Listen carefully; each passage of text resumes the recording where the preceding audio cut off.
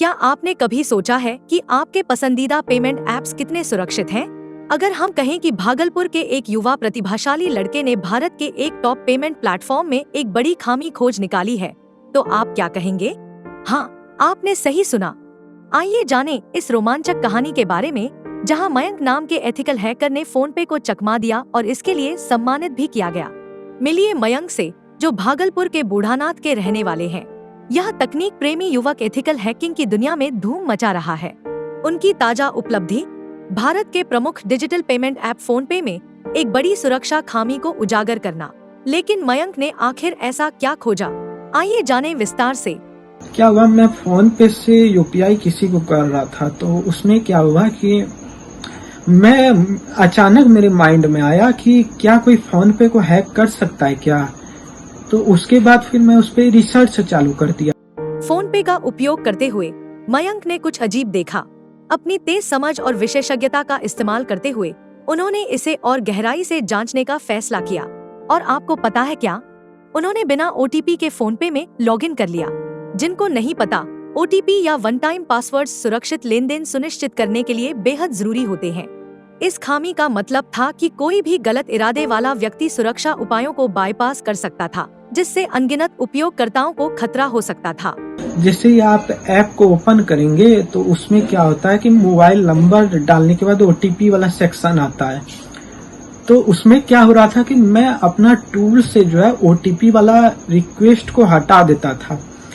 और क्या होता था कि देखिए, जो कि सही जो वेबसाइट या ऐप रहता है उसमें अगर आप ओटीपी वाला रिक्वेस्ट हटाते हैं तो वो जो है वो काम नहीं करेगा, वो बिना ओटीपी के लॉगिन ही नहीं होगा। तो इसमें सबसे बड़ा क्रिटिकल इशू क्या था कि कोई भी इसको हैकर हैक कर सकता था।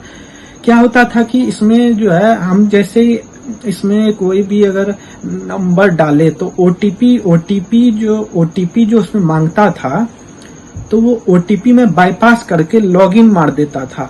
ओटीपी बाईपास हो जा रहा था उससे। और लॉगिन करने के बाद जो है मैं हेल्प सपोर्ट से कोई भी उनकी जो यूजर्स की जो डिटेल है वो पूछ सकता था और उनका ट्रांजैक्शन देख सकता था, जो भी चीज है वो सब। तो इससे क्या हो रहा था कि फोन पे का एक तरह से डेटा लीक हो रहा था। इस मुद्दे की गंभीरता को समझते हुए मयंक ने एक पल भी बर्बाद नहीं किया। उन्होंने फोन पे को इस खामी की जानकारी दी और कंपनी ने तुरंत कार्रवाई की। गहन जांच के बाद फोन पे ने इस खामी को स्वीकार किया और इसे ठीक करने के उपाय किए। मयंक की कोशिशों को मान्यता देते हुए उन्हें फोन पे के हॉल ऑफ फेम में शामिल किया गया और कंपनी द्वारा सम्मानित किया जाएगा। मैंने फोन पे को रिपोर्ट किया। रिपोर्ट करने के बाद फोन पे ने 4 से 5 दिन का समय लिया। उसके बाद फिर फोन पे ने मुझे एक थैंक यू मेल भेजा। और उसके बाद जो है उन्होंने मेरे नाम को जो है अपने वेबसाइट के हॉल ऑफ फेम में लिखा है, जिसमें कि आप गूगल पे सर्च करके देख सकते हैं फोन पे हॉल ऑफ फेम के नाम से। उसमें मयंक कुमार के नाम से मेरा नाम होगा। तो उसमें क्या है कि नाम पे जैसे आप क्लिक कीजिएगा तो मेरा लिंक्डइन प्रोफाइल खुल जाएगा। फोन पे में ही मुझे सबसे बड़ा क्रिटिकल इशू मिला है। मैं मयंक कुमार अभी कलिंगा यूनिवर्सिटी से बीसीए की पढ़ाई कर रहा हूँ। साल भर पहले मुझे गूगल पे बग मिला था, जिसमें कि हैकर जो है वो किसी के मेल आईडी से किसी को मेल कर सकता था और डेटा लीक का कुछ बग मिला था उसमें। तो वो सब मैंने गूगल को रिपोर्ट किया था। तो उन्होंने मुझे हॉल ऑफ फेम दिया था और कुछ गिफ्ट्स जो है मेरे घर पे भेजे थे।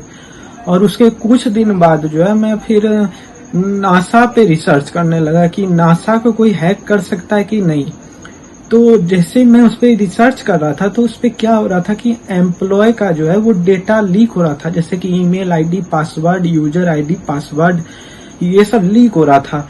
तो उसके बाद फिर मैंने जो है नासा को रिपोर्ट किया। लोकल 18 के लिए भागलपुर से सत्यम कुमार की रिपोर्ट।